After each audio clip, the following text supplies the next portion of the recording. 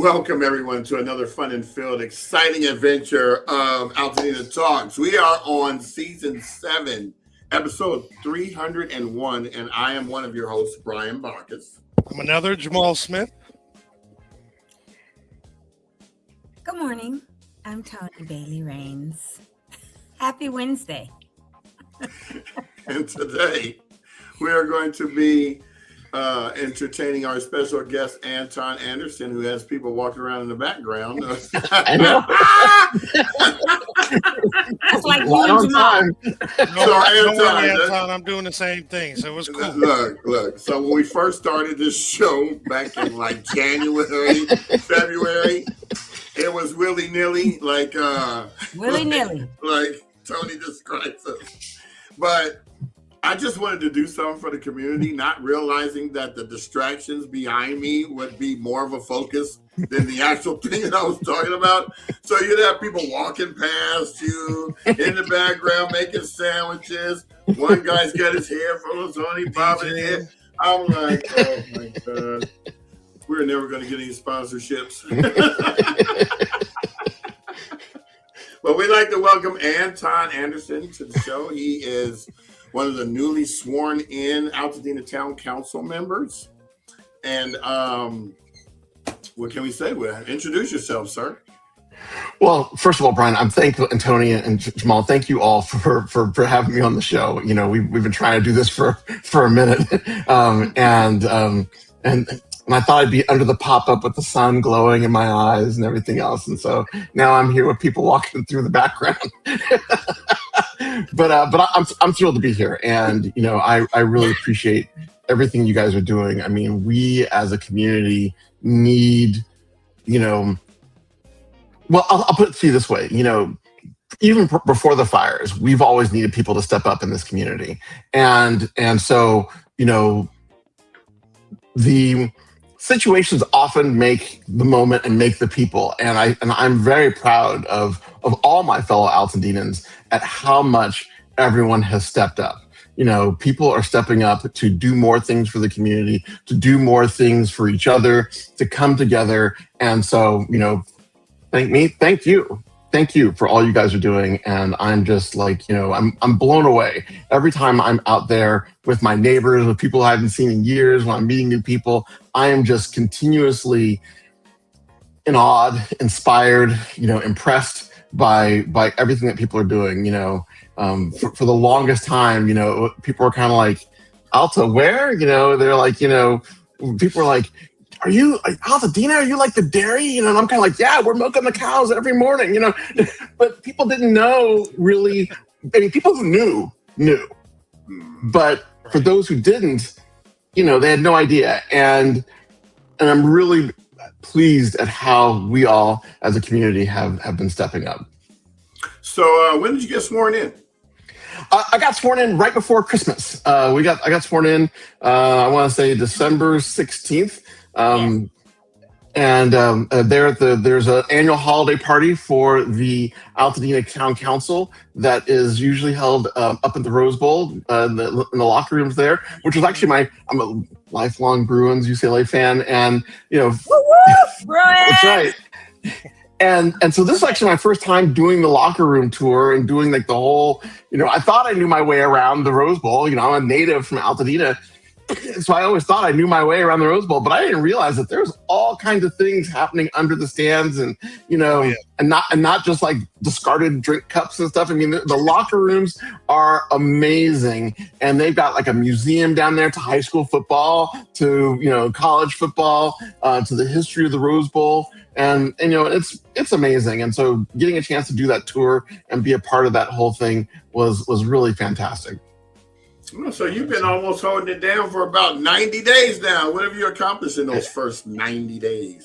Well, I've been listening a lot. I mean, truly, you know, the meetings are monthly, and as a volunteer, you know, thankfully, they haven't like, you know, grabbed me and thrown me in the deep end too much. You know, one of the things I was telling people when I was running was that I would spend the first, you know, X amount of time, you know, really just listening. Because it's very easy to sort of come in and say, I've got the solution. I know what we should do. And while I have a vision for Altadena, it's at the end of the day, it's not about me, right? It's really about all of us. And it's about how we all move forward. And and by we, I mean all of it. I mean it in the royal we. I mean it in the we in terms of the Black and brown community. I mean it we within Altadena writ large. I think, and we as the greater Dena. How do we all move forward? How do we all come out of this in a way that allows us to remember who we are and yet still progress? And part of that is listening. And so I've been taking a lot of meetings, even though my lunch at Perry's canceled. Did I say that already? Yeah, you did. we've been talking about bait and switch, all morning. And it's like, and I was like, Perry, how your mouth's set on something? And I was like, oh, my God, a Perry sandwich. I think arguably maybe the best sandwich shop certainly in Southern California, best chicken salad maybe in the state, in my opinion. You're guaranteed to leave full whenever you have a sandwich with them. That's a full meal right there. I mean, people are like, do you want chips? No, I got the sandwich. Do you want ice cream, which they have? It's good, but no, it's like just the sandwich. It's a full meal. One of the great things about Perry's joint as well is not that just the food is good, it's excellent, and that you plug in Altadena with your mug. But that I saw that.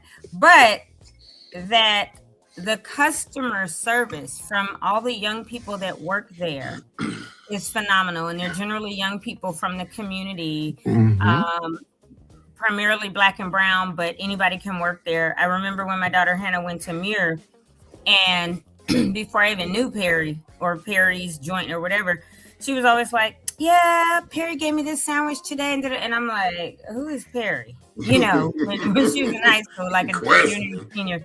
And I was like, and so she's like, oh, at Perry's joint. And even today, if she walks in, he remembers her, they chat, all of this. And so she graduated in 2012 from Muir. But Perry is phenomenal. And he has given so much of himself to this community, and he's from the Bay Area, I think Oakland originally or something, but he's Altadena now, right? And Altadena and Pasadena, because he lives right on the border, like in Pasadena, just below Woodbury. But when the fires happened, he lost use of his shop, which had some smoke damage and stuff, for about 3 or so weeks. He was closed down, didn't have power and stuff. And then he also owns the property up on Fair Oaks where Little Red Hen, the coffee shop was. And that fully burned down. And so 100%. I've had several conversations with him about that. And he said, yeah, I'm going to rebuild that building and all this. But he is fully immersed in our community and has an amazing legacy and has started another one over in Sierra Madre. And so people love Perry's joint, the food, but the customer service, the customer care, lots of people use him for catering. And he's just an amazing part of the community. So I'm super excited that you're excited about going there. Go anyway. Even if your meeting was canceled, just go get you a Perry's joint sandwich. I think I am. Yeah. I think I am. Because your mouth already wants it. So just I'm already set. Right. And you know what you should do? You know what you should do? You should go live while you're in the sound. I was canceled, but I can't anyway. Well, and then they'll be jealous. They'll be jealous because I'm sure they had their mouth set on a Perry sandwich too. You know so, what? No cancel meetings. No cancel meetings. Because I'm a foodie, so I'm gonna film every piece of food I'm eating. He does. It's so ridiculous. We go to lunch. I film their food, my food, his food. Everything. Y'all can't touch none. I'm the worst guy to go to lunch with. No, I'm right there with you. I mean, actually, the nice thing about my lunch canceling on me is that I think you're right. I think I just will go to Perry's anyway, because normally, in the background a moment ago, you saw my wife walking out to a meeting, but I was actually like, "Oh man, I'm sorry, I'm not gonna be able to bring you lunch if she's working from home today." But now I'll be able to go a little earlier, like after we wrap up, get it and bring it back, and then I get to be husband of the year again. You do it every day, right? No. Nobody's perfect. I mean, one day, Jamal, I'll grow up and I'll be like you and win it every day. Right. I win Husband of the Year at least once Jamal, a week. He hit it right Or at least on the once head. a week. That's a good At thing. least once a week. At least That's- once a that's week. good. Husband of the Year. I Pretty should good. try Jamal that, is sure. husband of the minute I every should minute. definitely He is try the to father do that. of the year every second. Hold on, let me see. There's nobody that can beat that. Hold There's on. never. You see, no. There we go. That way we can all be seen. I'm sorry, I just want to switch that up. So, Anton, I didn't even know you could do that. That I was created cool. how you feel about being on the council thus far? What are your takeaways or whatever from what you're experiencing now as an actual council member? And then I got a question about something that I kind of got a bone to pick with y'all on. Uh-oh. But you know, that's not like, oh, I'll say it with you only because I'll come to the council meeting and say it to the whole council. But anyway, go ahead. You should. I have a question. And Toni, first of all, I want to say this. You should. I mean, you should definitely come to the meetings. They're in person. There are the third Tuesday of the month, and we welcome public comment. And and I have to say, I went to a couple of meetings before I was elected, and certainly went to a couple of them in the before the fire. But I would say that my experience so far has been really tremendous, partly because of the fact that you get, as I said at the top of the show, so inspired because you hear about what people are doing and how they're recovering. And while nobody's perfect, once again, Husband of the Year only once a week. So, I mean, there are other times, that of the year, maybe twice a week, just to be clear. But the thing is that, everyone's working at it and everyone's doing their part. And it was real. And so when you hear the reports from our local law enforcement, from the sheriff, from the highway patrol, when you hear from fire and you hear from Department of Public Works, in the micro, it may not seem like that much, but for me, as I've now been able to be there every month and catch the pattern of what's happening, you see that we're all in our own way working together. And we're all in our own way, wanting to have Altadena not only come back, but have it be better and have it be a stronger community and a stronger and still be a wonderful place to live and to raise your family and to live your life. And seeing all those little pieces, I actually come away from those meetings inspired, and I'm learning a lot. I mean, they're my first real meeting. So the swearing in at the Rose Bowl, I actually don't count because it was kind of a big party and it was fun, and I love a good party. But, and you know what was funny was the swearing in was all of 2 seconds. Raise your right hand. And Katherine Barger was like, "Do you, Anton, say that you will uphold the duties?" You were like, "Yes, I do." That was it. I was like, "What?" And so, literally, you guys, that's how it was with everybody. You got the job. And I was like, what kind of foolishness to myself, right? And I was like, oh, well, it was just that quick, 2 seconds. It was super quick. I mean, there were like, I was expecting bagpipes or a band or something, and nothing. I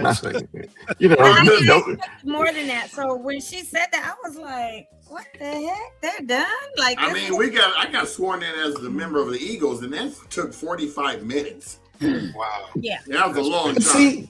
See, I'll admit, I'm a pomp and circumstance guy. I was expecting to put on like a hat or something, a fez, something. I mean, some area. Maybe that's why they did it, because they knew you was going to be extra, Anton. And they were like, maybe. It's once again, just this whole thing. That's the theme of the show. It's like what Anton was expecting and what I got. Right. Anton, I'm curious. My Perry sandwich. I noted, what was it about those previous meetings that you went to, both before the fires and after the fires, that prompted you to want to run for town council?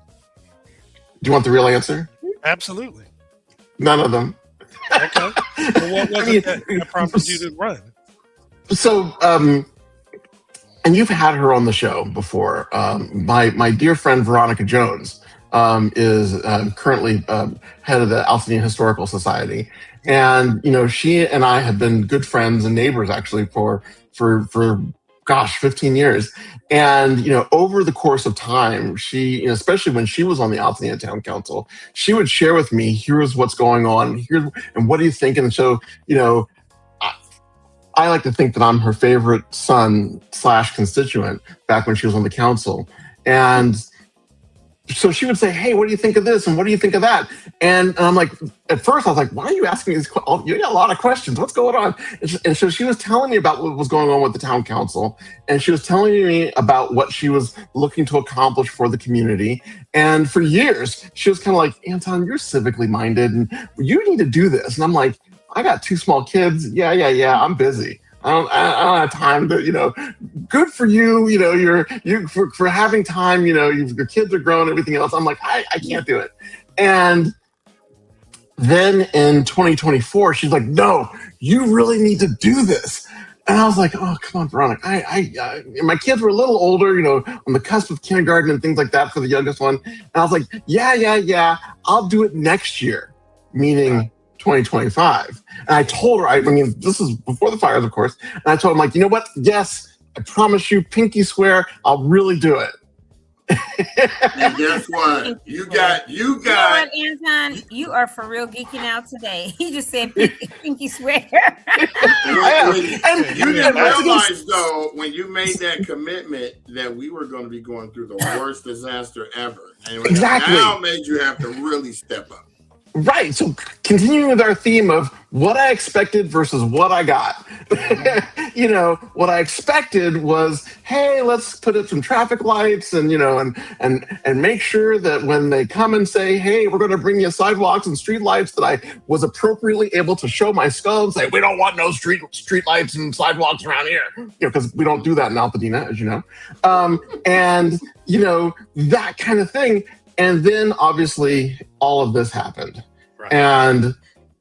And Veronica was like, hey, are you still going to do it? And I was like, yeah. And she was actually very gently, because she knew that we were smoked out and everything else. And she was like, she was like, hey, I know you got a lot going on, more than before when you told me you were too busy, Anton.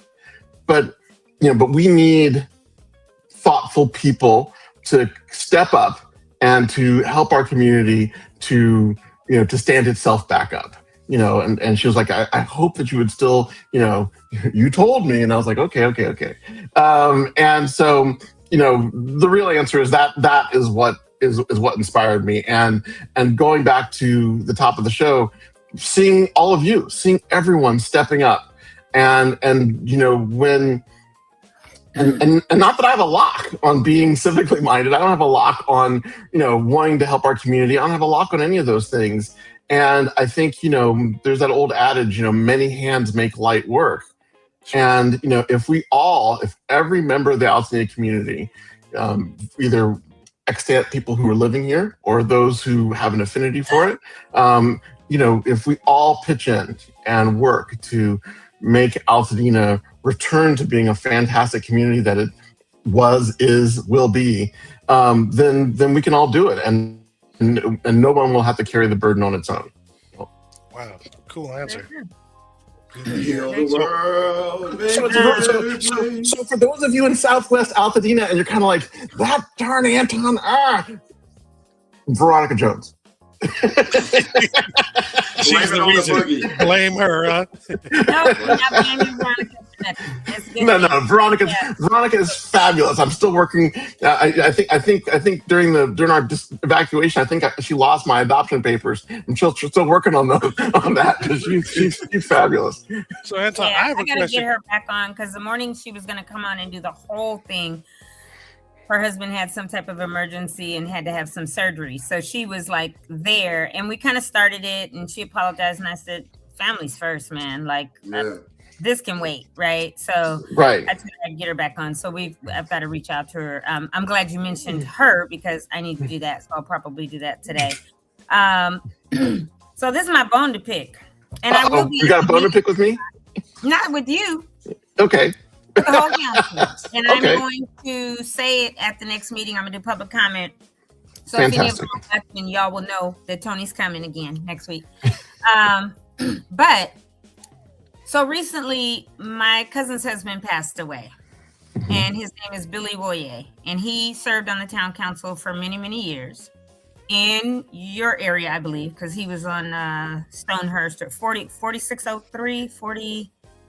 I got to remember. Anyway, and when I reached out to Nick, his service was on the 26th of February, and I reached out to Nick to say, hey, can you guys give him a letter, acknowledging him, certificate, whatever you do.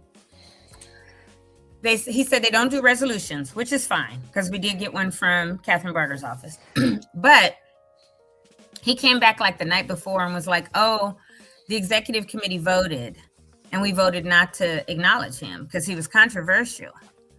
So, I'm coming to the meeting next week or the 16th, February, whatever it is. And I'm going to say, how dare you, because somebody was controversial, because every time I come and speak, I'm controversial and will be till I leave this earth because I'm always fighting for Dina, right? And he fought for his area and they refused to even do a letter, which I think is really shady when you can't even acknowledge a person's life and that they served on your council for many, many years because you say he's controversial. So Well, I think I'll say this on air to you, Toni, and all of you out there in TV internet land, don't tell anybody. But especially since he's from my district, make sure I have a tiny bit of information about him. We have to send it to me, and I'll make sure that we acknowledge him. I mean, I think that controversy, standing up for your community is not controversial.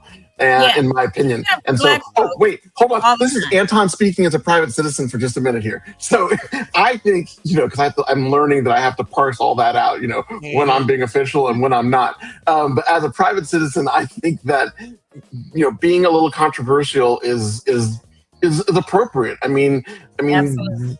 No one you always have to push the boundaries in order to move ahead. And so now you want to do that in a civil and respectful and a collegial, collaborative way. But at the same time, sometimes you got to break a few eggs to make an omelet. So, so please send me his Victoria information. Knapp was on in the Cyberland chatting in our chat yesterday. Victoria's controversial, but I love it because she's just like me or whatever, right? No holds barred. No holds barred. No holds barred. So like people could say, oh, well, Toni's controversial and I am. So sometimes, what, right? Sometimes you need to see the other side. But exactly. If that is something that, regardless of any controversies while he served, and he served quite a long time. I'll send you what I have, Anton. But the facts are, this man served. He was the first Nigerian, because he's from Nigeria, married my cousin here, has lived here 30 plus years, has a home in Altadena that they've placed since the fire. She's still not home. And in the midst of it, lost her husband. And so he served though. And if you don't even have what it is in you as a human being, as a board, as a council, whatever, to say, we're going to acknowledge this man served on this council from this time to this time, and we thank him for his service. That's all we wanted was a nice letter on letterhead from the council. But instead I got back, oh, we voted against it because he was controversial.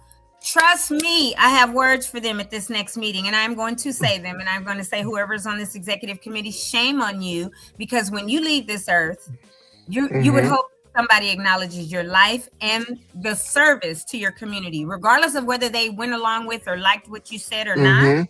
You still serve. So I'm going to say it, but I thought that was just real shady. And I told Nick, I said, no problem. I understand, whatever, right? Because I wasn't going to trip about it. But I am going to say that and tell them they need to put a process in place that for every single member on that town council from its inception until whenever they take their last breath, there is some type of if not a full whereas, resolution, some type of acknowledgement, certification, moment of silence. And if they're having a memorial or funeral or whatever, that the council sends something, right? It's not based on a handful of executive people that say, oh yeah, he was controversial, we didn't like him or whatever. Doesn't matter, he served. And you didn't elect him to that council, his constituents in his tract did. And not once, but twice.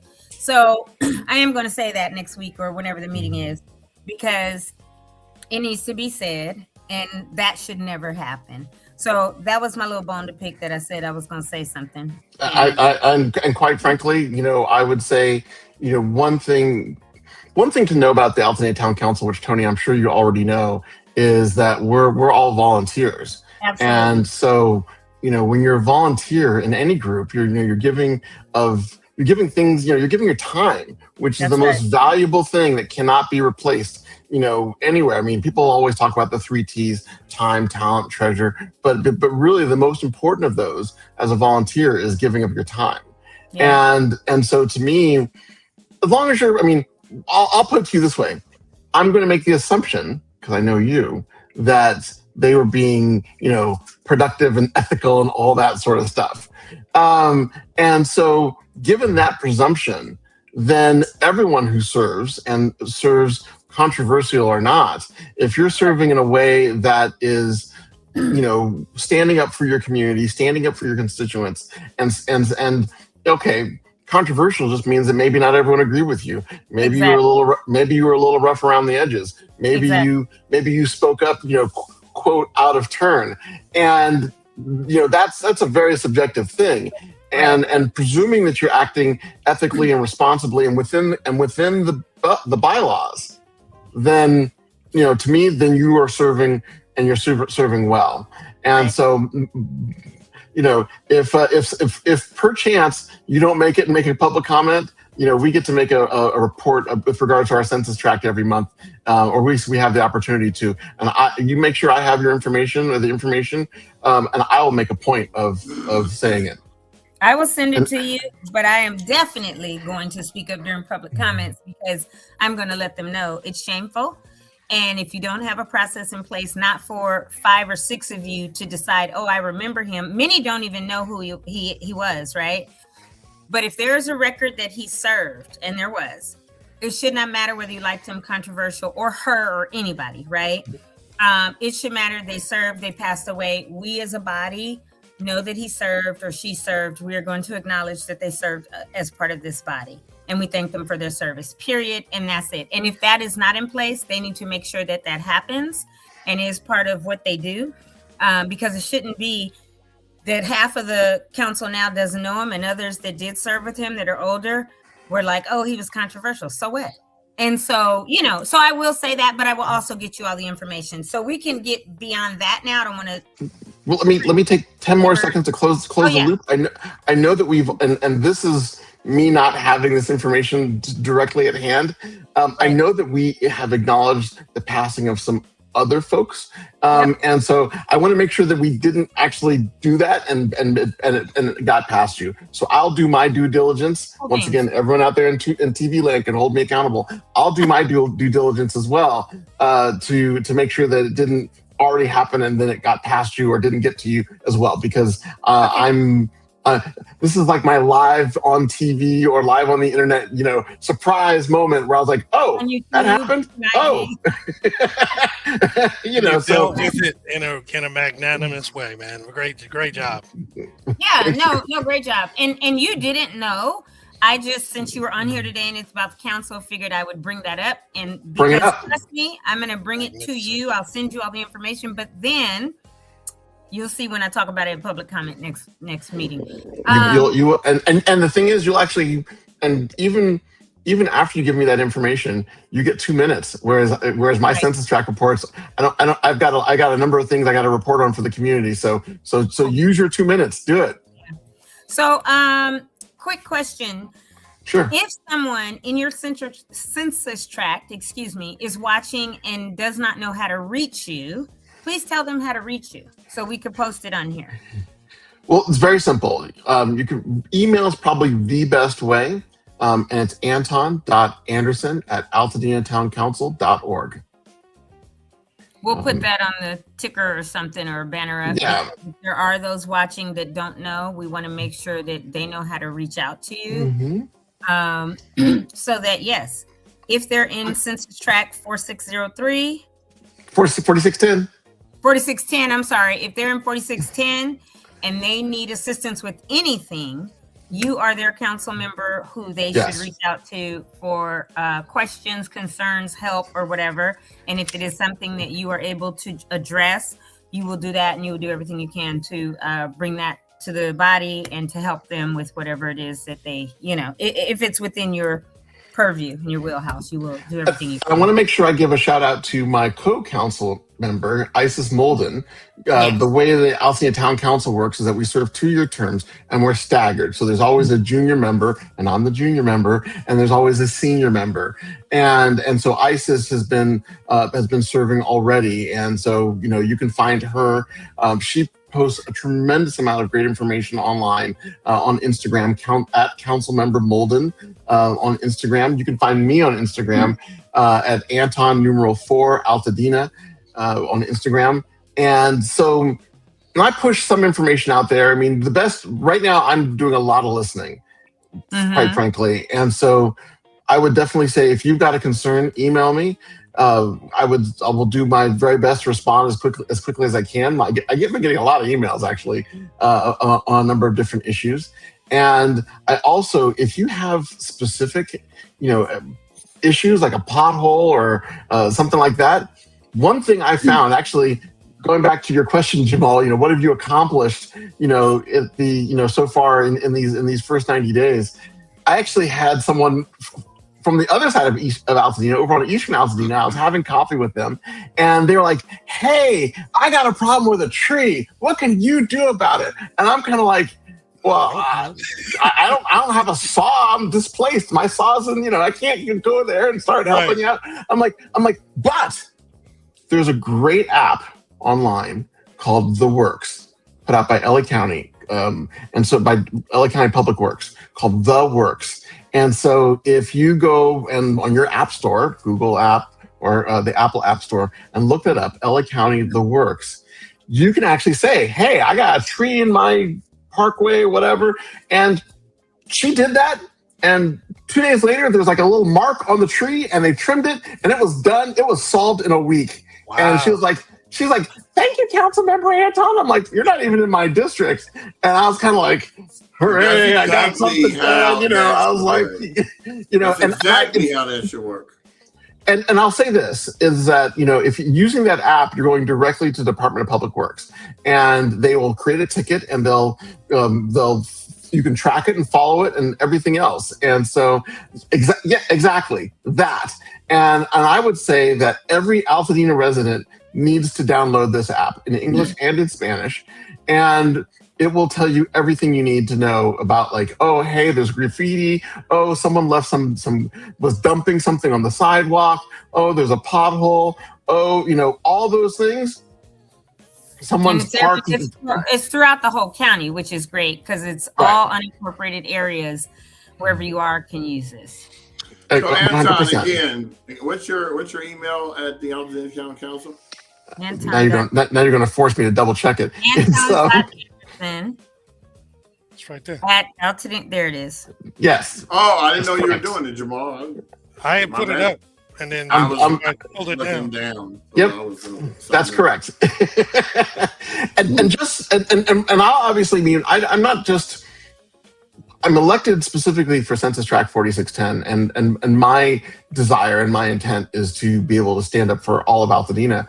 However, if you're specifically where people like, because truly, if you'd asked me 2 years ago, I could have told you where Census Tract 4610 was. It's Ventura west to the border and Ventura south to the border. And so that southwest corner of Altadena is my official domain.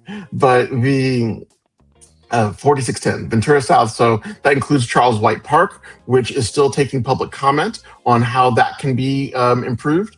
That includes, that whole area down to the south, just a hair below Woodbury.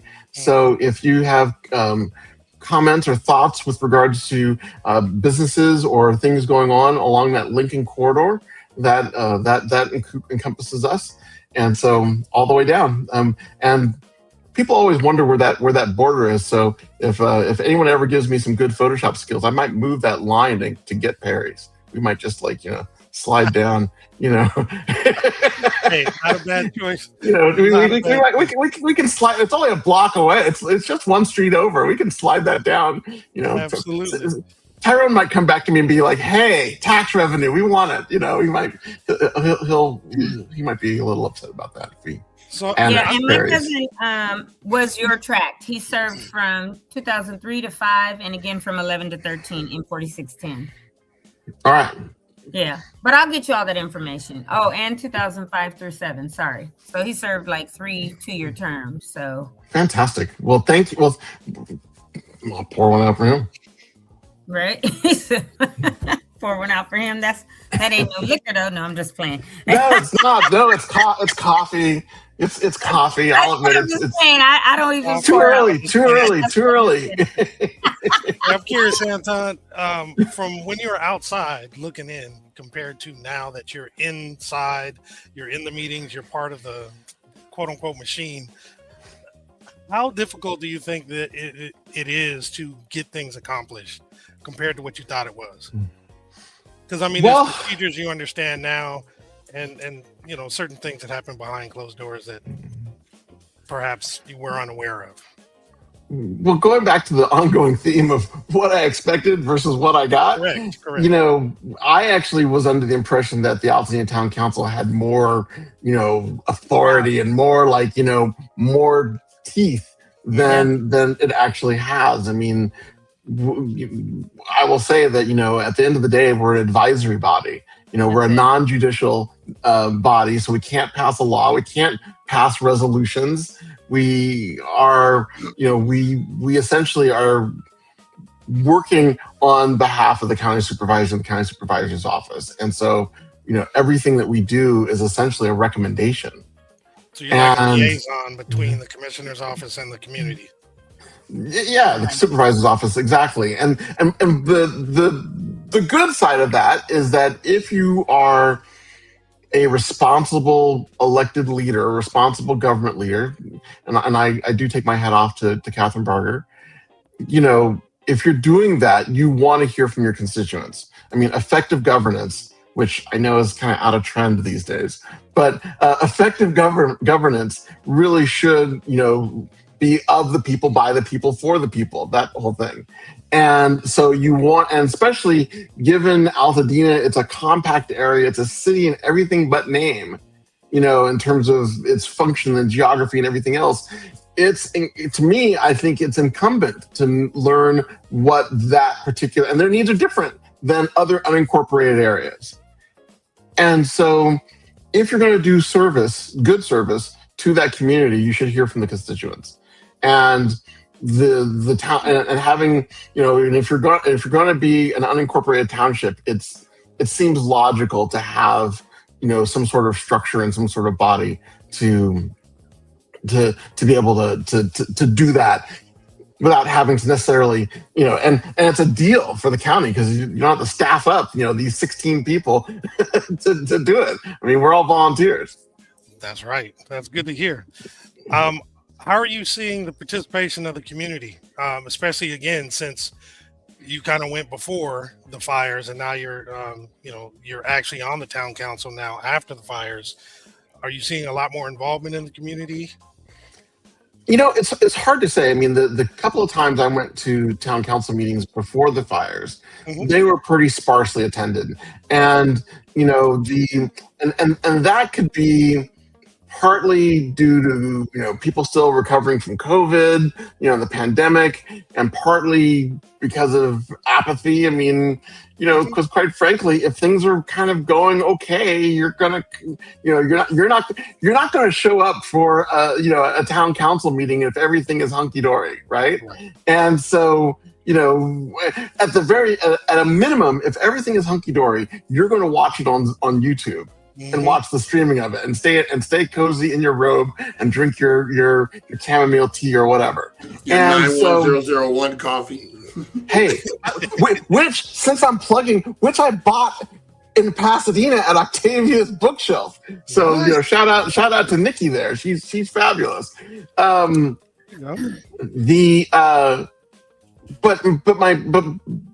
since then, because there's so much going on. I mean, it's kind of like, this is a whole different thing, but it's kind of like when you're experiencing a trauma, if you're hurt, you know, I often talk about this when people say, "Oh, why do you people always need so much attention?" Meaning when people are like, you know, when people talk about, you know, issues with demographics and stuff. And I said, you know what? If you are there, you know, getting ready for the 4th of July and you're hammering up your decorations with your American flag and everything else, and you smash your let's say you're right-handed, and you smash your left pinky finger like really hard with your hammer. One, this is off trend. You know, you're going to go to a specialist and have them take a look at it and examine it and say, what happened to your pinky finger? What happened to that? You know, and you will sue if your doctor says, oh, no, you've got 9 other fingers. All fingers matter. Why are you worried about your pinky finger that got smashed? Doesn't even make sense. And no one's going to go, and you're not going to ignore your smashed pinky finger and hope that it gets better and pulls its pinky finger up by its bootstraps to fix itself and heal up. On its own, right? No, it's on its own. And 5 years from now, when you ignored your smashed pinky finger and it's all like this, and you're not going to be like, what happened to you? Get over it. You're not going to go to your pinky finger and say, get over it. You got smashed 5 years ago. What do you mean you haven't healed yourself? No one does that, right? And the reason why I bring that up is that, you know, Altadena suffered a tremendous tragedy, devastating. Long story. I mean, with my own immediate family and all my cousins, my aunts, uncles who got burned out, you know, just tremendous tragedy. And so when you have an acute event like that, there's going to be a lot of attention. Not only, you know, nationally and internationally, frankly, but also in terms of the residents. And Jamal, to answer your question, you know, what have I noticed? I'm seeing a lot more people showing up. Hey, I want to know what's going on. Or, hey, I got something to say about, you know, what's going on with the undergrounding. Or, hey, you know, I want to learn more about what happens to septic if you burn, you know, all these things. And so learning, you know, having a place to get information like your show, more people are going to show up, and having a more engaged community is a net benefit anyway. And so my observation is skewed because my experience of it when everything was relatively hunky dory is different from my experience now. And my experience, you know, on the town council now is one, you know, during the recovery of that acute event. And so, you know, so I expect to see people more involved. And my hope, quite frankly, is that we can all continue to be as engaged, because an engaged community is going to thrive and do better than a not so engaged community. And so I hope that the level of care and attention that we are all placing on our community, Altadena, is one that continues and persists. Well, I appreciate that answer, because one of the things that we noticed, in particular, just with the three of us, as we talk with one another and bring up topics, is that Toni is the most civic-minded of us all, right? She's into politics. She's really into that kind of stuff at the local level, all the way up to, you know, the national level. And that's not something that, I mean, I understand a cursory kind of understanding of stuff. I never really got engaged. I don't think Brian did either, but I will tell you, as a result of this tragedy, as you so accurately described it, I've actually gotten a lot more involved than I ever anticipated I would. And it kind of goes back to what you were referring to before. When things are cool, you don't really, you know, get involved in hearing what's going on with the neighborhood, and things don't necessarily need to be changed. Also factor in that I don't physically live in the town, you know, right now either, but my heart is always attached to it because of the length of time that I spent there, right? But I hope, and this is something that I just want to echo what you said. I hope, and I know that I will, pay a lot more attention to local government, and try to make sure that I get a really good understanding about how my opinion actually matters, because I don't think that a lot of people really understand how important their opinion does matter. It may not actually equate to immediate change, but if their voice is amplified by their neighbors and they can bring more and more people involved to not just talk about something that is painful, but to be there on a regular basis to understand that continued support and kind of being there for the community is, like you said, a net benefit of just the overall involvement. So I agree with you, and just want to echo that. I hope more and more people stay with their understanding and interest in their local government and community, folks that are trying to help it out. And let me make a shameless plug, if I may. When it comes to local things, please, dear viewer, listener, vote. The Altadena, I lost a bet when thankfully it wasn't for much. But, when I was running for this position, I was like, what if we can get, 10% of Altadena to vote in the town council election, which is in person, on paper, with a pencil, where you got to like fill in the dot and the whole thing. I was like, and I lost a bet. Like, a local guy who, around my age, who'd lived here for decades, from here, and so he's like, you and I are going to get 1,000 people to vote. I'm like, there's 42,000 residents in Altadena prior to the fire that are not living there anymore. So no, I understand, but even so, okay, so it's like what, 40% are we're back, back in the fall. We're back, and I couldn't, and it's public record. There were 900 people who voted. So I got better, which was twice the normal turnout. So in that regard, I'm happy. Sure. But I lost that bet, and I tried really hard to get more people to come out. And the reason why that's important, and okay, well, who cares? It's a local election. But the thing is that for the people for whom it matters, the people who pass the laws, who pass legislation, if they know they've got an engaged electorate, they're going to pay more attention. And my whole thing, the reason why, and truly, there's a town council election every year. So my shameless plug is, dear reader, dear listener, dear person out there in TV land, please vote. And the reason is that if you're willing to take the time to go through the effort of voting in person with your number 2 pencil, someone somewhere is going to do the math and say, oh, that equates to X number of people who vote in the traditional election, da da da da. And really, what politicians really want, and sadly, I can only take one of those things. They either want your vote or your money. I can't take your money. Sadly, because I got a lot of repairs to do.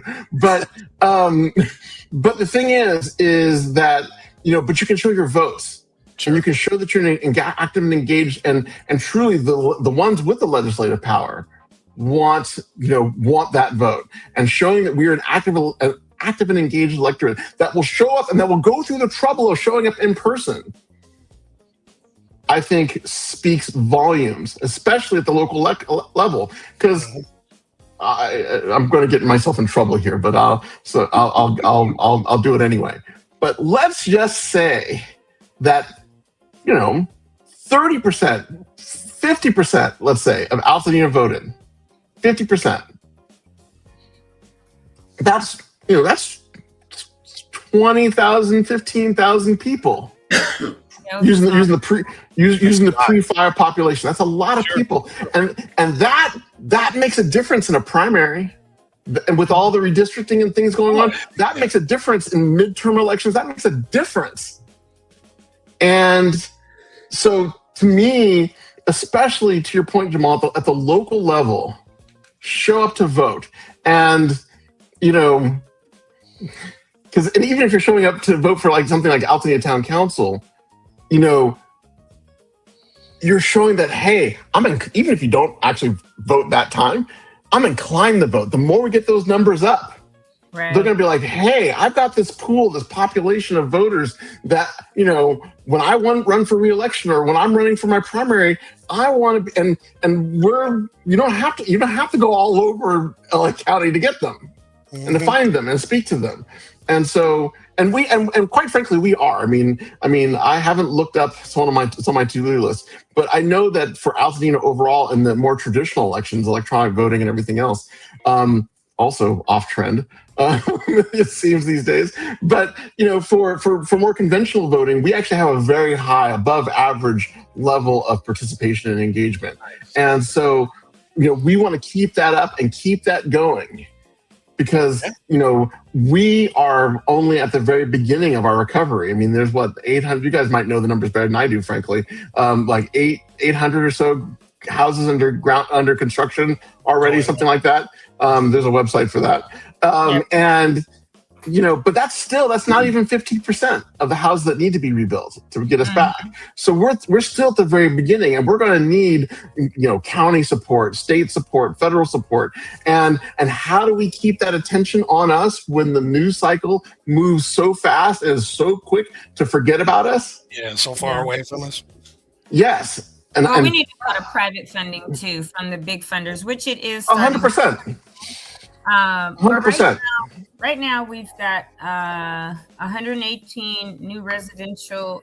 The business days are about 118 to get the full permit issuance. Some are, doing others, but we have 889 rebuilds going on right now in construction. So that's good. And 21 are complete. Literally 21 families are completed. But this is very important that I don't think that a lot of people know, and I want to make sure that it gets out there. All the water companies are struggling. Lincoln, Los Flores especially, and Rubio. I talked to Rubio today, and the bulk of the people, and even Lincoln, is having problems. It is taking 6 to 12 weeks to get water to residences. So if you are in the permitting process, please, please, please go to your water company and get on that list and apply for your water now.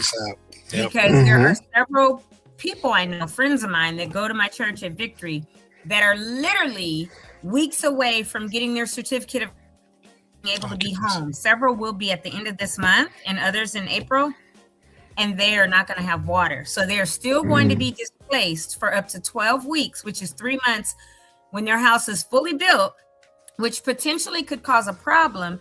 Because if you have your certificate of occupancy back, your insurance company, if you have ALE, is going to be like, well, move home, right, and may cut off your ALE, even though you can't move home. So I just found this out yesterday, and I said, I will make note and make sure that we discuss it. Please call your water company, especially if you have Los Flores. They are the ones with having the most trouble because they're trying to figure out if they're going to be able to survive.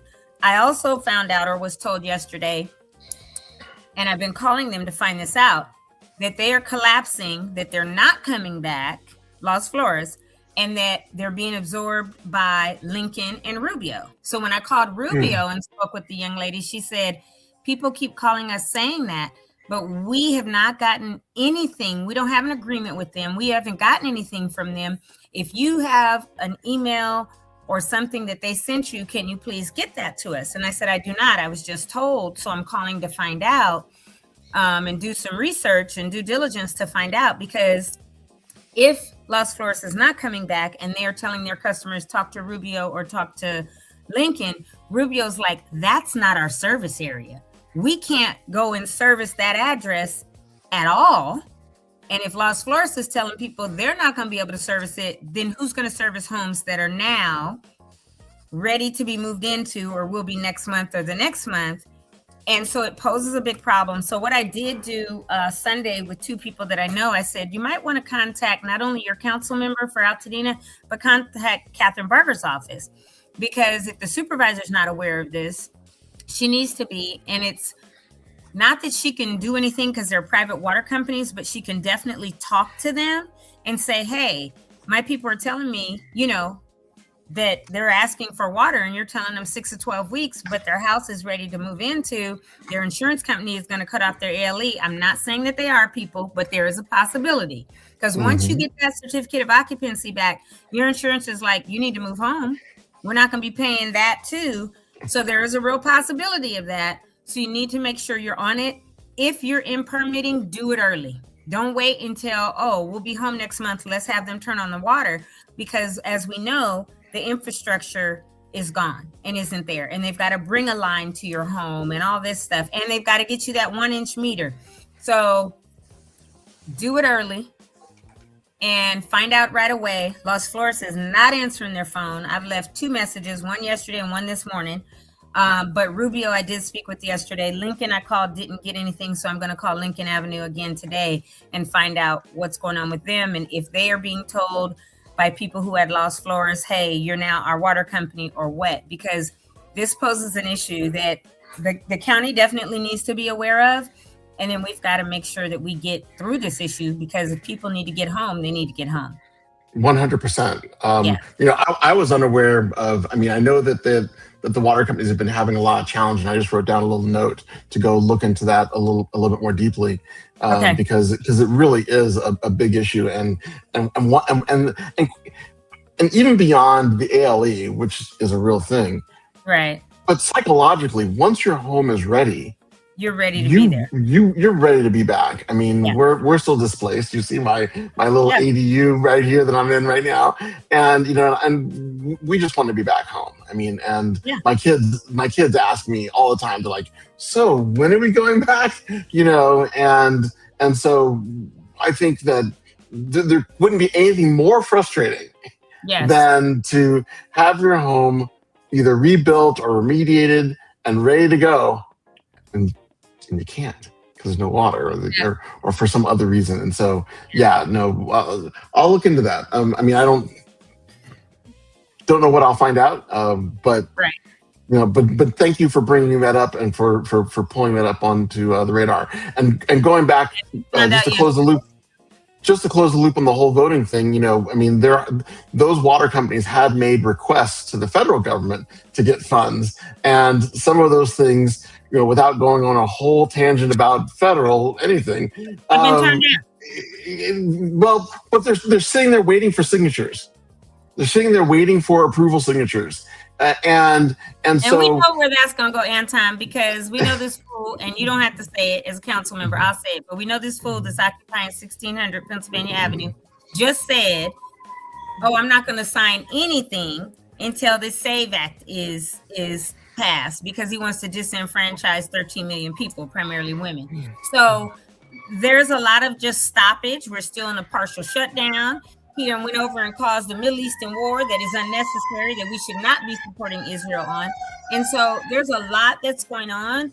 And believe me, we're at the bottom of that totem pole, because he doesn't even want to give the money that should have gone to FEMA for California. And then with the Army Corps, yes, we got it done in 3 to 6 months instead of 18 as far as clearing the lots, which was great because he signed his stupid ugly signature to that. But that was beneficial to us. But after that, Army Corps usually takes down a good 12 inches. They did 6 because he didn't sign for the full remediation, right? And so there's so much that's going on that we may not get what we need right now while these people are in office. So we got to make do with what we can. So I'll say it so you don't have to, because you were a council member, just did it. Now you can go back to the pretty stuff that you wanted to say. Go ahead. Well,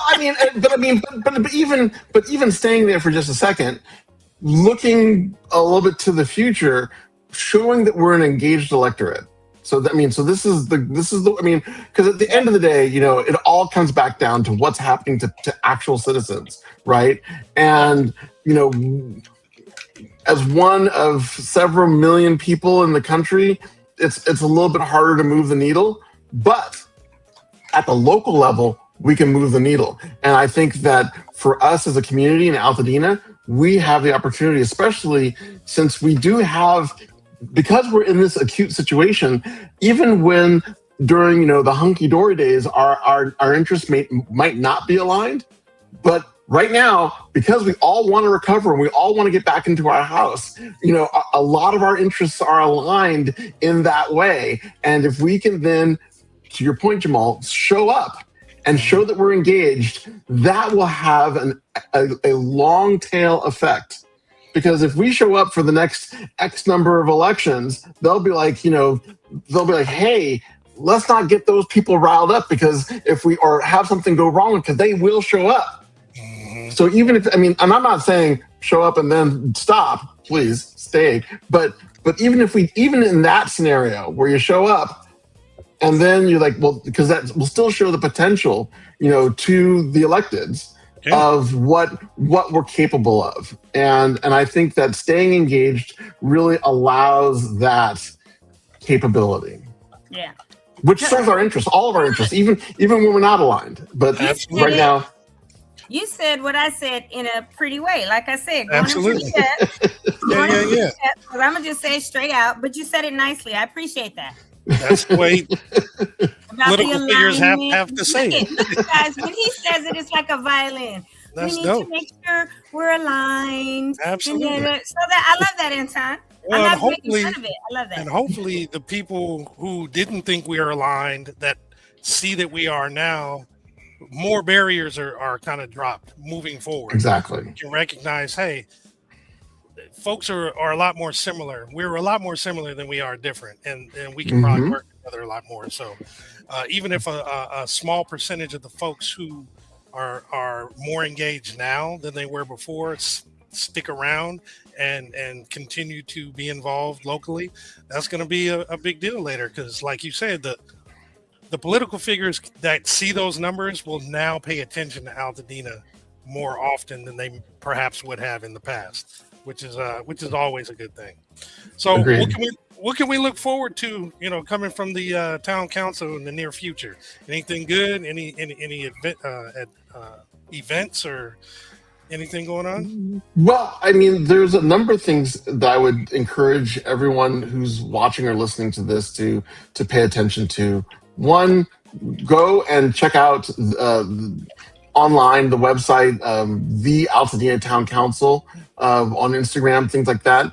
And in particular, the Land Use Committee. Every member of the Altadena Town Council is a member of the Land Use Committee. It's actually one of our primary functions. And so if you have an interest in terms of what happens in Altadena and how things are being rebuilt, when things come up that need what's called a conditional use permit, where it's a variance, some sort of adjustment or a special situation happening on a piece of property, in particular the commercial pieces of property, the businesses, if you've got something you want to say or if you want to weigh in, please come to the Land Use Committee. You'll see the plans. Like as an example, I'll talk about, and they're all public, but come to the Land Use Committee and yeah, there we all are. Even though that needs to be updated. The website needs to be updated. Well, that's directly from the website, so it definitely. Yeah, I know. I'm like, wait a minute. Look, Victoria's still on there too.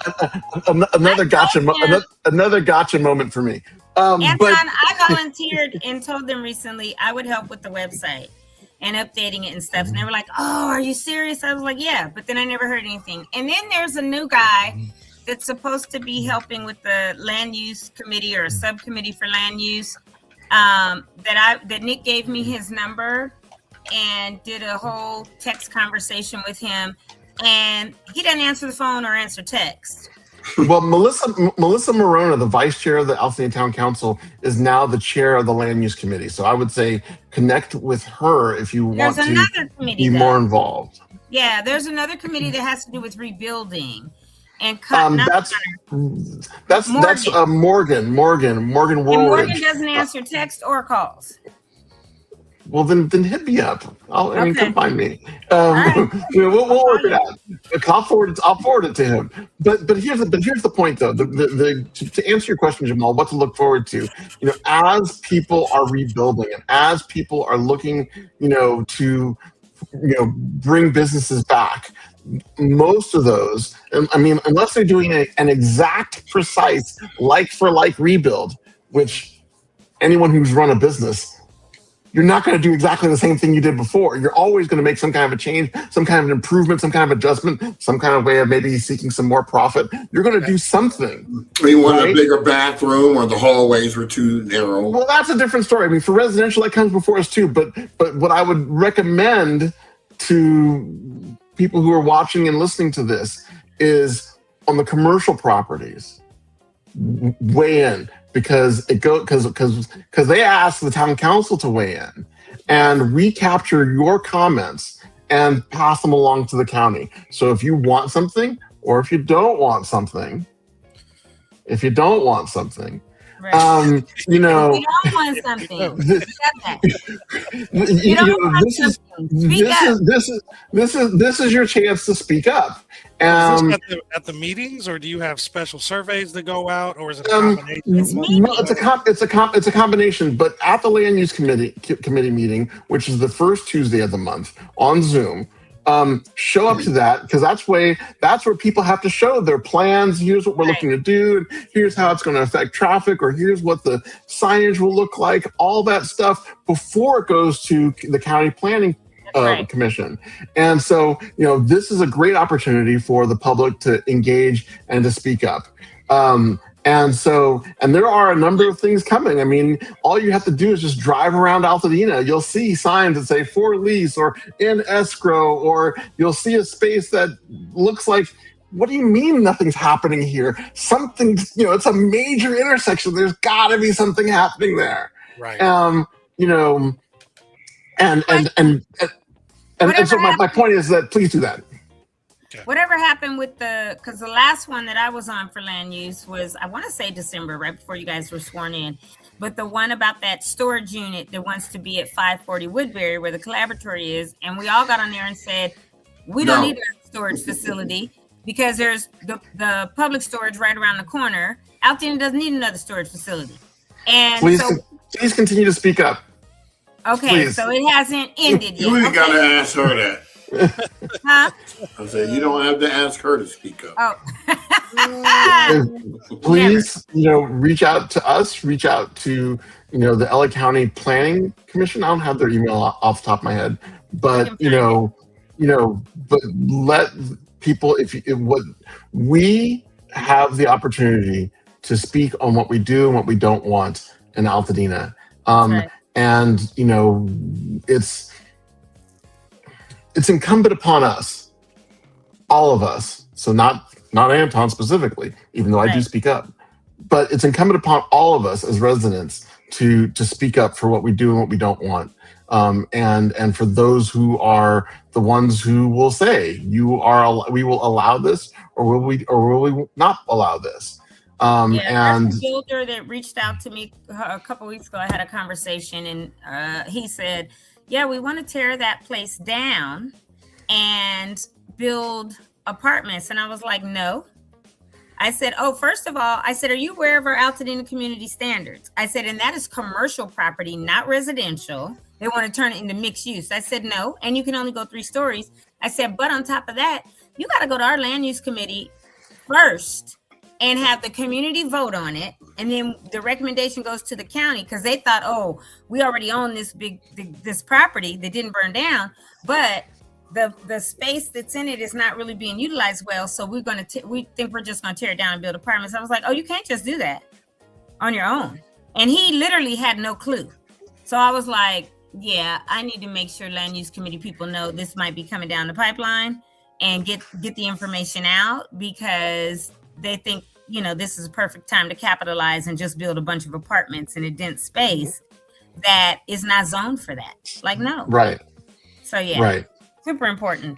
So that I mean, so the take-home message, Jamal, is, pay attention to those things. I mean, if you are, whether you are lifelong like I am in Altadena, or if you are, if you've always just sort of considered Altadena your home, like I saw one of the people who just jumped on, if you have an affinity for it, but in particular, especially if you're a resident, even if you're displaced, please be engaged and weigh in. And I'm not going to speak for the LA County Planning Commission, but I suspect that most people in these spaces have some sort of algorithm that says for every letter or every email they receive, that represents X number of people. I mean, it's just logical, right? And so if you've got an opinion about something, please make that heard for what you want. Is gold, basically, and for what you don't want. Yep. And that and that matters. And quite frankly,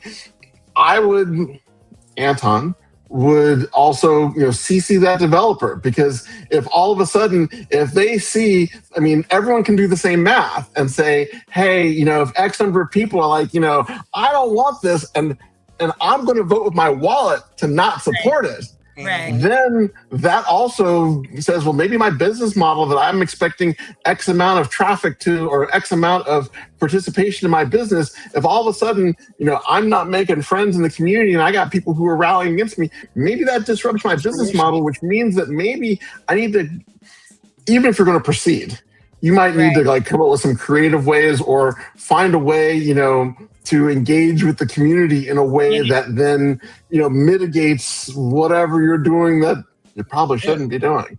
But, I mean, it's like my family in Louisiana. They've got excellent schools there. Part of the reason why is you're down the street from a refinery. Right. So it's like, so you often see these things, and I'm not advocating for that. But what I'm saying is that if you're going to kind of like barrel ahead with something that may or may not be the thing that the community may have wanted, left to its own devices, then we then need to say, okay, well, what are you going to do for us? Right. If you're going to do this, I mean, and this is Anton speaking as a private citizen, but if you're going to come in and you're going to do this thing that we've already said very vocally, hey, we don't want it. Right. Well, then how are you going to make me whole? How are you going to make it to where, what kind of candy coating are you going to put on this very bitter pill?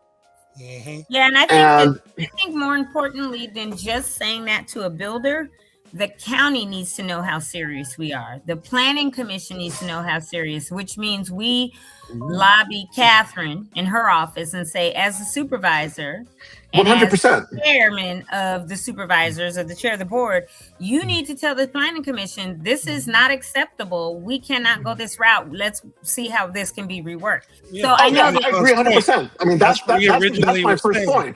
First and foremost, CC the builders.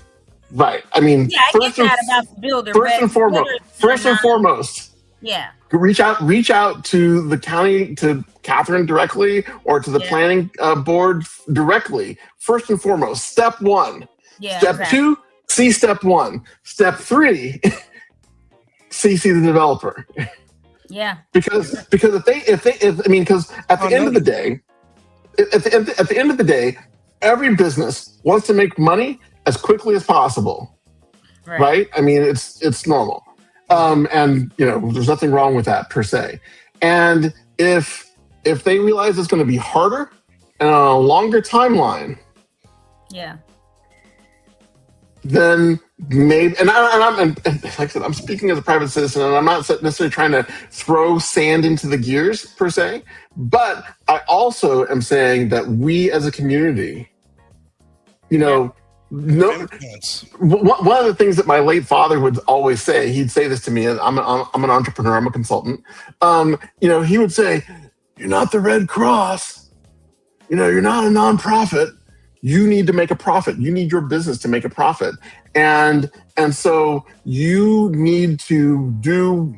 It sounds redundant, but you're going to need to do what's profitable. And so if it's going to take a long time and if it's not going to work out, then you as the business owner, the developer, the whatever, it's incumbent upon you to then come up with a better solution, a creative solution that is better, to use to be the violin, if I might be, Tony. You want better market fit, right?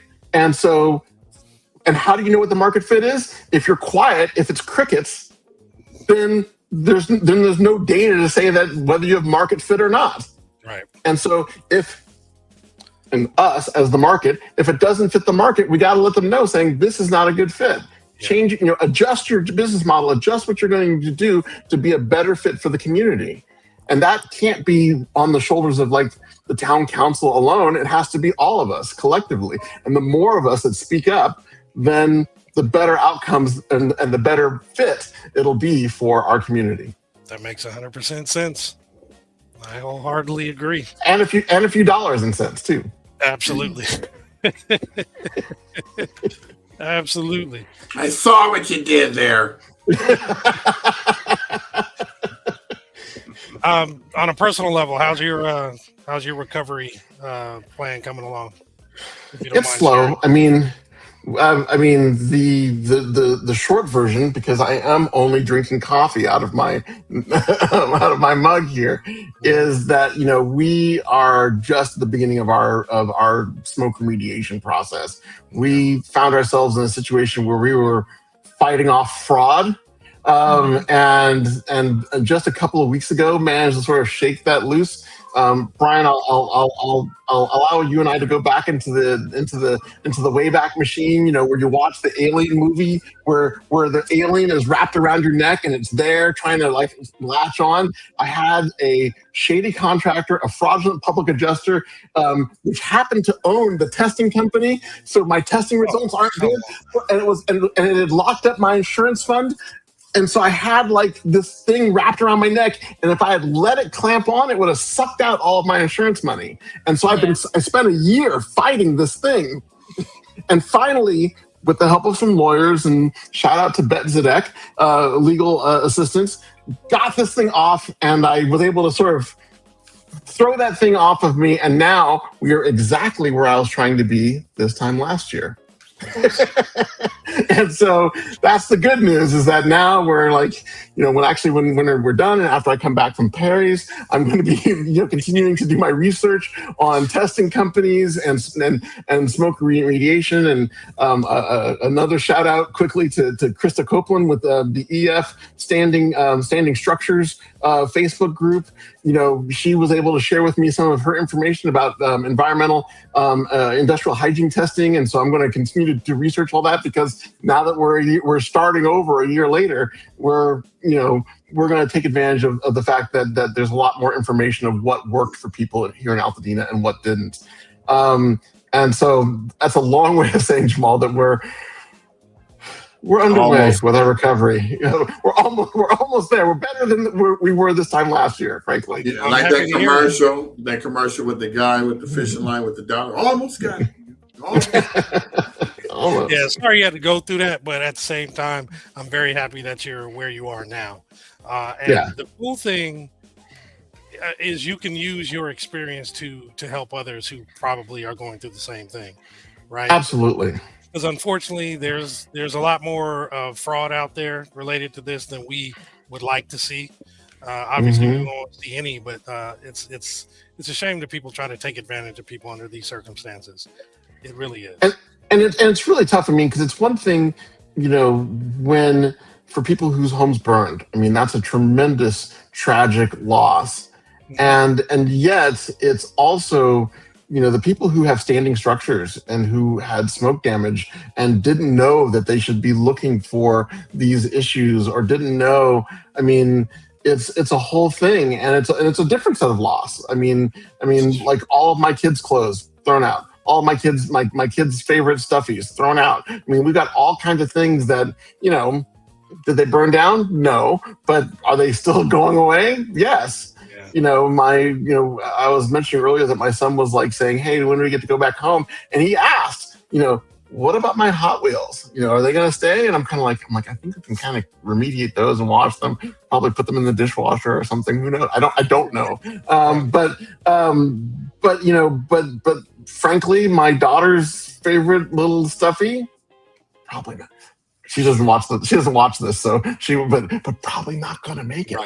Right. And I'm not saying that as a joke. I mean, because it's sad, and it's a hard thing. And when and because I try to spare my wife when she's not walking around the background, try to spare her from having to do it, because it's very emotional, sentimental things that of course, people whose homes burn down, it's gone. And so you'll look at an old picture or something like that, and you'll be like, oh yeah, I remember that thing.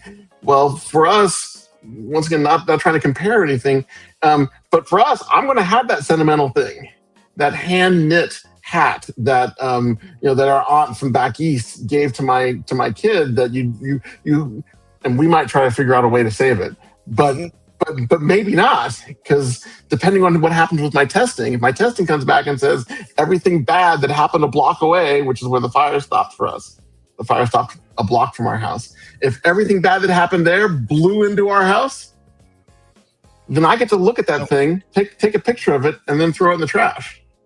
Damn. And that's it. Yeah. I won't have my kids pass that on, much like people who burn down. They won't have those sentimental things to then pass on to their children and their grandchildren. That loss of heirlooms. I mean, one of the big tragedies of this is the loss of legacy, the loss of heirlooms. I mean, and once again, not that we have a lock on that, but it's an unfolding thing, an ongoing thing. And,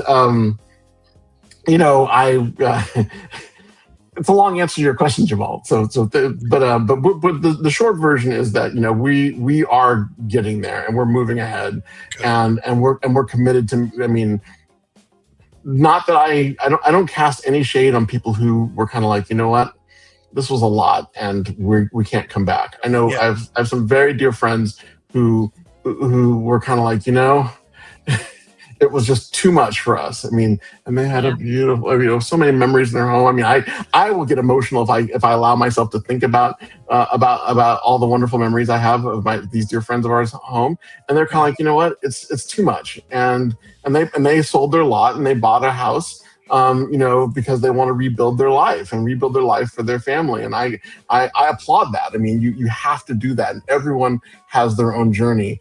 I will say for us, we're committed to, Altadena has been my home. People, during this whole fire thing, everyone's like, so when did you first come to Altadena? And I'm kind of like, when my mom brought me home from the hospital. Exactly. You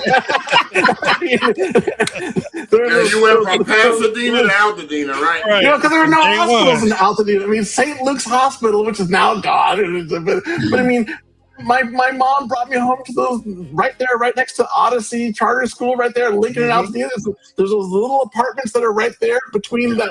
That's where my mom brought me home from and we grew up in the meadows, So this is my home, and so I am committed to us recovering. Won't be exactly the same. I mean, that's not possible. But for us recovering and to the best of our collective ability, because it's not going to be all Anton, but to the best of our collective ability, have it be a better, stronger, more resilient community. That's awesome. Well, Anton, thank you so much for that, because that's exactly what we need. We are an hour and a half in, which is much further over.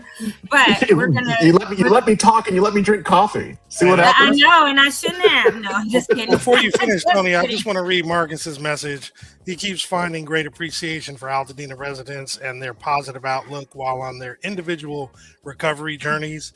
Thanks for sharing and being very personal. And that's to you. Thank you, Marcus. Yeah, thanks, Anton. So again, thank you so much for coming on the show today and bringing high energy, because your coffee kept you going. No, I'm just I got Perry's in my future. I got Perry's in my future. Yeah.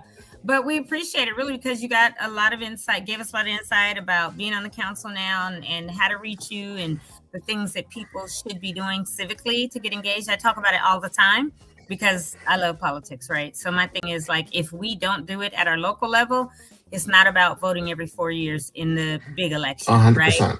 That's a culmination. It has to start at the local level, whether it's your town council, your city council, voting for mayors, council people, and up, right? Throughout the county, throughout your state, all of that, throughout your region. 100%. That's where it has to be. Your grassroots, your North Star should be get engaged civically locally. So thank you for coming on, because you have done just that. Thank you, Veronica Jones, for pushing him even right after the fire to say, yes, go on and do it. And I'm sure I'm happy to be back anytime you want me back. I'll come back. Yep. Yeah, and again, if anyone in 4610 or anyone else, like the lady on the other side of Altadena said, hey, Anton, but you can reach Anton at anton.anderson@altadenatowncouncil.org. And he will do his best to help you, whether you're in his tract or not. Thank you for being part of the Altadena Town Council to make sure that our community does come back, and everybody who has that desire to come back or stay does just that, right? Thank you. Thank you for all that you're doing and coming on again today. Appreciate you so much. Yes, we will invite you back. Trust me, you'll be back. We do periodic updates, like come on and give us an update or whatever. So yeah, It'd be my pleasure. Anytime, happy to come back and thank you guys. Thank the three of you for creating this kind of a forum and a platform for outreach to make sure that we all stay informed. We received that. And you're a great guest. Thank you, sir. Thanks, Ed. Thank you. Have a wonderful day. Take care. All right, you too. I know that we've acknowledged some people that have come on, but I just see Brandon came on. Hey, Brandon. And obviously Marcus, Ellen Stern, Cuts, artist. Ellen Stern, Cuts, artist. Hopefully I'm pronouncing your username correctly. Was on IG, suncore.la. That's probably some kind of a builder or something like that, or solar company or something. But thank you for joining us today. Hey, Joe, you're back. Thank you. Ooh, excuse me. And I know you said that, I know, you lived in Pasadena 20 years, Highland Park, all of that. He's giving us more information on who he is from yesterday. Rancho Photo Wall. Hello, Rancho Photo Wall. Thank you. We don't know if you're still there, but thank you for joining us, whether you are there or left. The Classic Ash. Thank you, The Classic Ash, for joining us again today. Great Garage Door. Oh, that's definitely somebody that most likely people can utilize. I guess Great Garage Door. If you need a garage door for your new house, maybe they're willing to help you out. Anyway, you know what today? Oh, there it is.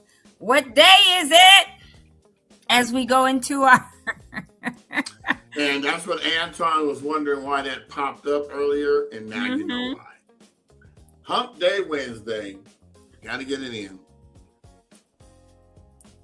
So he's still in the green room watching it. So that's why we have it, Anton. It's Hump Day every Wednesday. We bring the camel on there.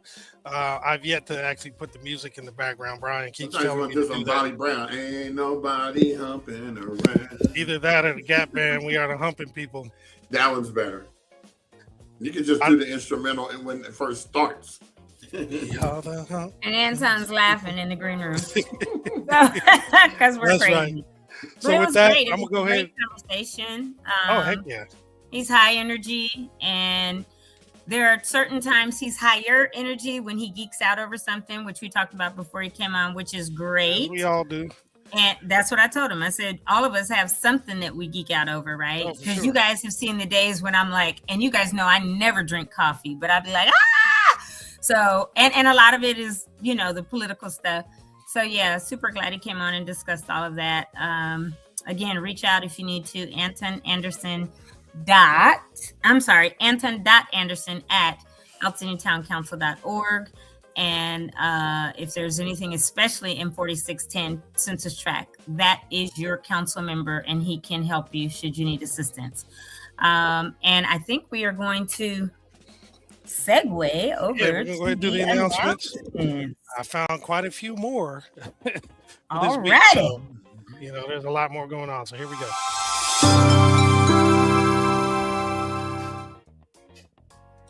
So I'm actually going to start with this particular one. This is regarding the rent relief for LA County tenants and landlords, that rent relief program. This is the one, and this is a little more involved slide. I want to mention this today because today is the deadline.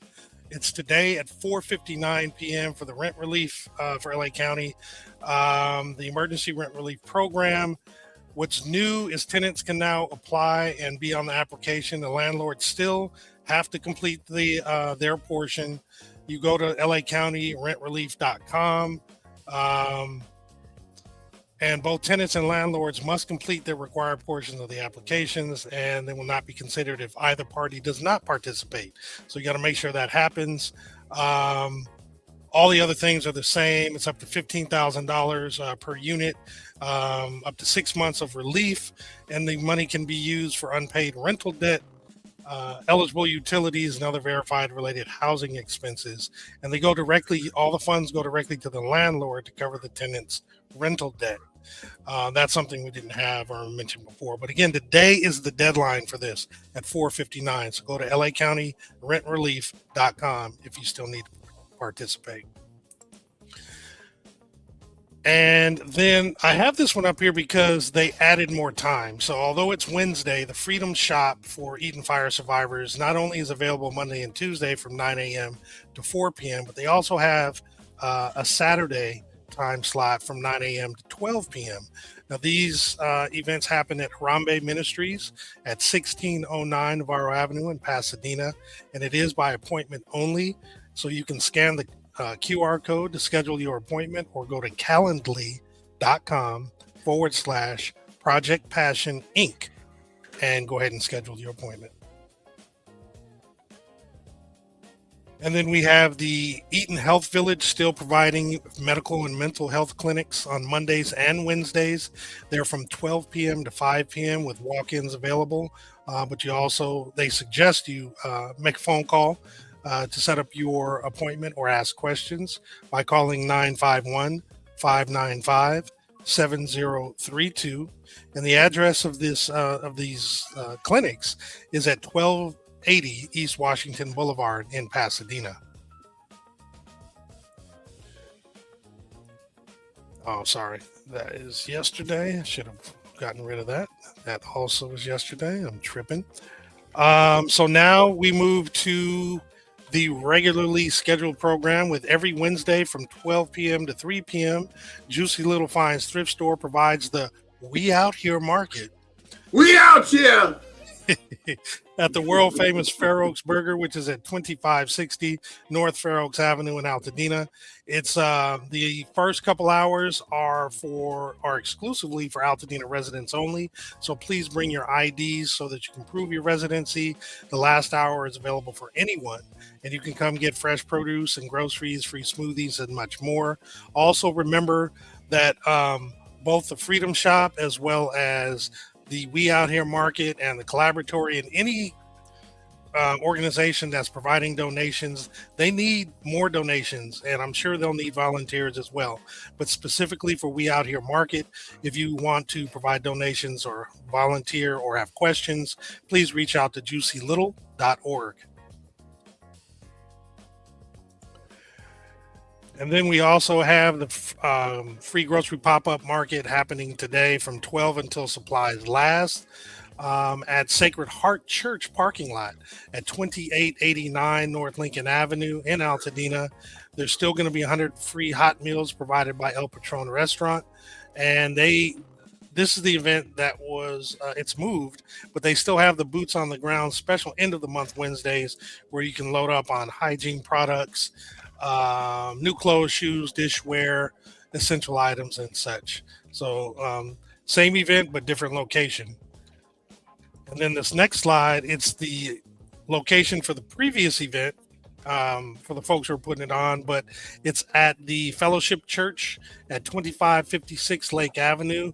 This one is a new grocery pop-up, and it's from 12 to 1. It's only 1 hour or until supplies last, and that's happening today. And they do ask that you bring your own bag. They don't give you enough time to really even get up there. I know, huh? It's kind of crazy. You got 1 hour. So on the one for We Out Here, let me just say this. If anybody is watching and would like to go and volunteer, I stopped by there last Wednesday at around 5, and they really need the help. Last week, they had so much incredible food that they had tons of boxes left. And I mean, fresh bok choy. I bought some home. The kale, the lacacento, that deep green kale, they had that. Strawberries, there was boxes galore. And we had to put it in a van and something else so that they could take it to another location to give it away because they had too much. And it was only a handful of people.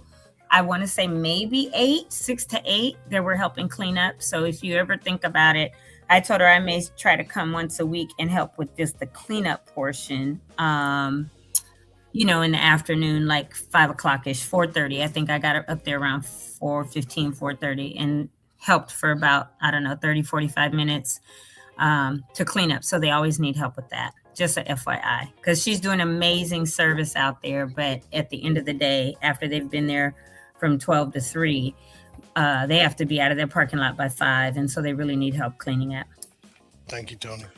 Yeah. They also need another location, because when I was talking to Crystal, it's been there for a year. It was okay when the business was closed, but now the business is open.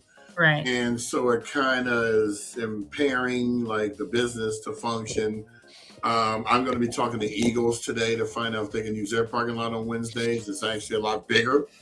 And see if we can get them in there under their nonprofit situation. So that's another thing. If you guys know a spot, parking lot on Wednesdays from 10 to 3, they need 12. that. 12. No, they need to set up. Mm-hmm. So I always say 10 to 3. Oh, okay, got you. I understand now. Yeah. Cool. All right. Well, yeah, hopefully folks can help out. I'm going to continue and just mention that the Healing Together support group is providing free grief and loss support for the LA fires every Wednesday from 6:30 to 8 p.m. at the Maxwell House, which is at 55 South Grand Avenue in Pasadena. And it is also virtual. And this is for any adult impacted by the recent fires, and it is free of charge. If you have any questions, in particular want to get that virtual information, please reach out to Joanne Diaz-Kogel at 818-395-8066 or via email at Joanne, Joanne, Kogel, Koegl at gmail.com. All right, so we got 3 events happening with Nina Heals. So Nina Heals has their men's healing circle, which happens every in this case Thursday from 6 to 8 p.m. It's with Yancy Cummins and Mike De La Rocha. It happens at 300 East Colorado Boulevard, which is the Paseo Outdoor Mall. It's Suite 151. So join them for Men's Circle, where men can share, connect, and heal together. You want to RSVP by going to bit.ly/D as in Dina, H as in heels, /sacred/lessons. And then on Saturday is a free yoga session guided by Yancy Cummins. It is the doors open at 9 with the class beginning at 9:15. Again, Paseo Outdoor Mall, 300 East Colorado Boulevard, Suite 151. Yoga mats are provided and walk-ins are welcome, but they do suggest that you register by going to bit.ly/D as in Dina, H as in heels -yoga. And the trifecta is their Reiki healing group presenting the Reiki for renewal. It's every second and fourth Saturday of the month, and it begins this Saturday. It'll be from 11:30 to 1:30, also at the Paseo Outdoor Mall, Suite 151. And in this particular case, you register at tinyurl.com/heal-with-Reiki. That's REIKI. And a few more. So the Medical Mission Adventures has the free clinic, which is providing medical, dental, optical, and mental health. It's happening this Saturday at Community Bible Church from 9 a.m. to 3 p.m. And that's located at 2124 Lincoln Avenue in Altadena. They do suggest you set up an appointment because walk-ins, although available, are going to be limited. So you would set up an appointment by calling 626-360-0800. And for a list of the services being provided, medical consultations, mental health and wellness consultations, medication refills, dental care consisting of cleaning, filling, extractions, vision care, eyeglasses on site, point of care testing, as well as spiritual care. And then we also have on Saturday, provided by the Altadena Chamber of Commerce and Civic Association, and in conjunction with Leadership Pasadena, Mariposa Night number 2. It's an evening of storytelling by Altadena businesses. Again, it's Saturday with dinner beginning at 6 and the show beginning at 7 p.m. This is taking place at the Eden Fire Collaboratory, which is at 540 West Woodbury Road. There will be free Fair Oaks Burger sandwiches for the first 150 registrants. And to register, you want to go to tinyurl.com/Mariposa Night and the number 2, all lowercase, or you can scan the QR code to register. And because it's at the Collaboratory, you want to go ahead and register. There will be some limitations in space, so definitely jump on that as soon as you can. And then we also have the Altadena Turnkey Rebuild Summit happening, in this case, on Sunday from 10 a.m. to 2 p.m. at the Loma Alta Park Gymnasium. Lunch is going to be provided here, and to register, you want to scan the QR code. At this event, you can meet trusted turnkey rebuild professionals in one place. There'll be speakers, practical workshops to simplify your path forward, all while preserving your choice in design and finishes.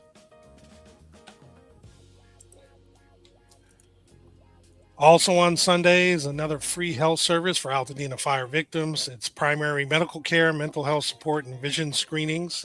Free glasses made on site. This is happening from 9 a.m. to 2 p.m. at Sacred Heart Church, which is at 2889 North Lincoln Avenue in Altadena. No insurance is required, and walk-ins are welcome. I don't see any place for you to register, so I guess you just walk on in and go ahead and take care of that.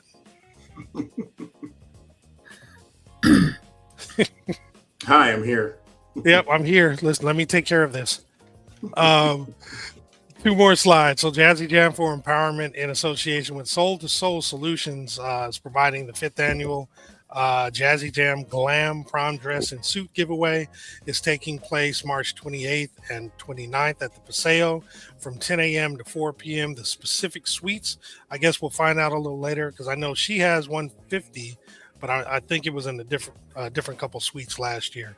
But for those who aren't aware, vintage and new suits are provided, as well as the dress corner and everything that the seniors need for their special night. This is high school seniors and all just got to clarify.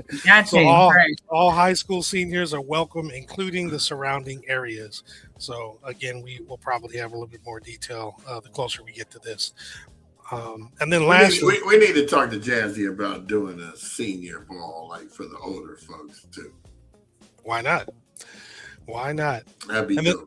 Yep. And the last slide for today is just a reminder that the Black Excellence in Art exhibit is still being displayed at the Collaboratory, which is 540 West Woodbury Road in Altadena. With that in mind, there will be a closing exhibition event happening on the 28th of March. It'll be from 6 p.m. to 8 p.m. with words from the artist. So between now and then, definitely go down to the Collaboratory and check out the display of this great artwork and support the local artists. And with that, I bring Toni and B back. Very nice show, guys. Very nice show. Anton was quite lively. And that time flew by. I wasn't even paying attention. I was about to say, and it was a surprise to realize how far we had gotten prior to doing the announcements. It was a very fluid conversation. I liked it. Marcus had threw up maybe the Rite Aid parking lot would be good for Juicy. Nope, they'll charge her. Really? Mm-hmm. Yeah, Dan is not about that because he's going to start charging cars and coffee. So, yeah, no, that won't work. That's why I didn't even put that up. I took it down quick because that'd be a great suggestion. But I've been talking lately to the guy who manages the ownership of it, and he would charge for every little thing. So, slackers. Huh? I said slackers. The community up here trying to do something, and you want to charge. Yeah. They're not about, they're about their money, like Anton was saying, not about the community, unfortunately. So, yeah. Anywho, great show. Have a great day. Thank you guys for, we all decided to interview today. That was a great job. That was a great tag team pull off. because Right. Great question. their lot is not free. So I'll talk to you about it offline, Anton. But yeah, I've been arguing with this man for 3-4 weeks now. And they were getting ready to kick him out altogether. And I said, no, Lomalta Park, you got to have a permit, and they're going to charge too. So the county is not just going to let anybody do anything. They're going to ask you to get a permit, and they're going to charge you something. She has a nonprofit, so it will be less than, what it would be without, but the county will charge, and you have to submit and do the permit and walk through that whole thing with them. But they were about to kick Cars and Coffee out, period. And I happened to walk up there for something and was like, no, we need them here. They're the community, yada, yada, yada. And that was with Dave here. But then Dan is in Colorado, and Dave just sends everything to him. So now Dan and I have been talking about some stuff, and I already know that that would be like, because now he's telling Cars and Coffee, well, we need to talk, and you guys are going to need to pay to use this, and yada, yada, yada, and all that kind of stuff. And I'm like, dude. So yeah, anywho, on to the next. But that was a great conversation. Anton has lots of good insight on things, so that's really great. He definitely going to get his sandwich. Yeah, as he should. As he should. That is not a bad idea. I'll be like this. Not at Have all. a great rest of your day. Just a reminder, folks, what day? Oh, damn it. My camera goes out and the camel didn't come I up. said, oh, dang it. They both do. I said, damn it. I know. I said, dang it, because I'm not going to curse. He's killing us with the censorship. They're going to ban our show. Yeah, pretty much not. We're going to get banned. Hey, happy hump day, everybody. Enjoy the rest of your Wednesday. Tune in tomorrow with our special guest, Toni. Who are we having? Dr. Will Sims. And for the folks who are unaware of who he is, Will is a vice president of, I want to say, academic affairs, something at West LACC, but he is also the executive director of the Legacy Land Project in Pasadena to help people get home. So cool. We'll probably really be digging into that tomorrow, right? sure. Very, very cool. Well, everybody have a fantastic day, and as usual, we appreciate you and look forward to you tuning in tomorrow. Take care. Bye. Peace out, y'all.